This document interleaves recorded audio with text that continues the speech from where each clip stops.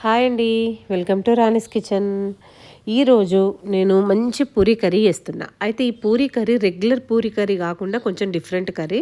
Already నేను 2-3 types Puri curries నేను నా ఛానల్లో అప్లోడ్ చేసిన, కానీ ఇది ఒక డిఫరెంట్ కర్రీ. ఇది రెగ్యులర్గా చేసుకునే పూరీ కర్రీ నేను ఇంట్లో. అయితే దీనికోసం ఏమేం కావాలో, ఇది ఎలా ప్రిపేర్ చేసుకోవాలో చూద్దాం. ఈ కర్రీ మాత్రం చాలా టేస్టీగా ఉంటుంది, మీరు ట్రై చేయండి. ఓన్లీ పూరీకే కాదు, రైస్కి కూడా యూజ్ అవుతుంది ఈ కర్రీ. దీనికోసమైతే ఆలు, టమాటా, పచ్చిమిర్చి మంచిగా కట్ చేసేసుకొని పక్కకు పెట్టుకొని, ఆనియన్స్ కూడా సన్నంగా కట్ చేసుకోవాలి. మెయిన్గా దీంట్లో మనము వేయాల్సింది ఏంటంటే పుదీనా, కొత్తిమీర, కరివేపాకు. ఇవైతే కంపల్సరీ ఉండాలి. పుదీనాతోటి మనకు ఫ్లేవర్ అంతా వస్తుంది.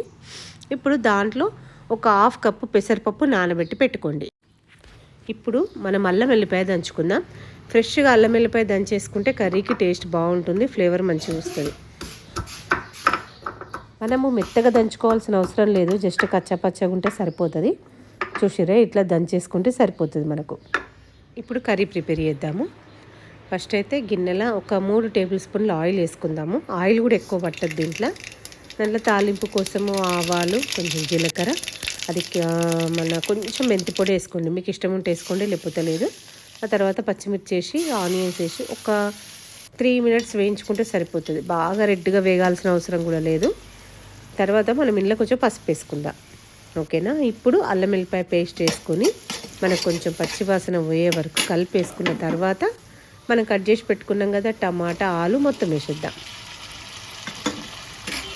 ఇప్పుడు కొంచెం దీన్ని మంచిగా కలుపుకుందాము. ఒక 2 మినిట్స్ కలుపుకుంటే సరిపోతుంది. ఆ తర్వాత మనము నానబెట్టుకున్న పెసరపప్పు ఉంటుంది కదా, అది వేసుకుందాం, ఓకేనా. ఇప్పుడు ఈ నానబెట్టుకున్న పెసరపప్పు కూడా వేసేసుకొని,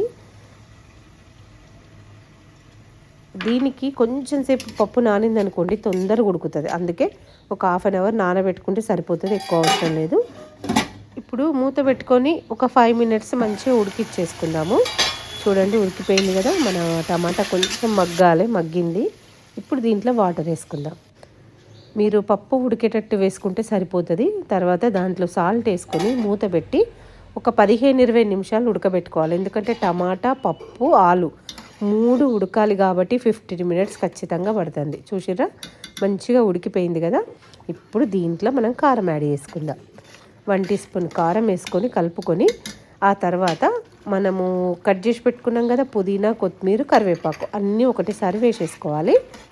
మనము పుదీనా, కొత్తిమీర, కరివేపాకు అన్నీ లాస్ట్కి వేసుకుంటే ఏంటంటే దాని ఫ్లేవర్స్ అన్నీ కర్రీకి పట్టుకొని మనకు మంచి అరోమా వస్తుంది. ఒకటి టేస్ట్ కూడా చాలా బాగుంటుంది.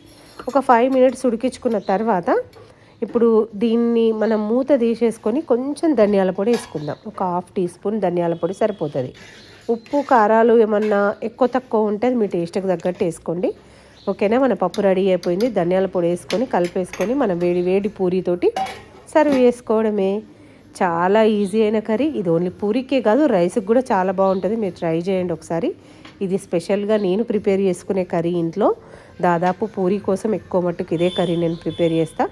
మీకు కూడా నచ్చితే నా పూరీ కర్రీకి ఒక లైక్ చేయండి. అలాగే మీకు ఎవరికన్నా తెలిసిన వాళ్ళకుంటే షేర్ చేయండి. నా ఛానల్ని సబ్స్క్రైబ్ చేసుకోవడం మాత్రం మర్చిపోవద్దు.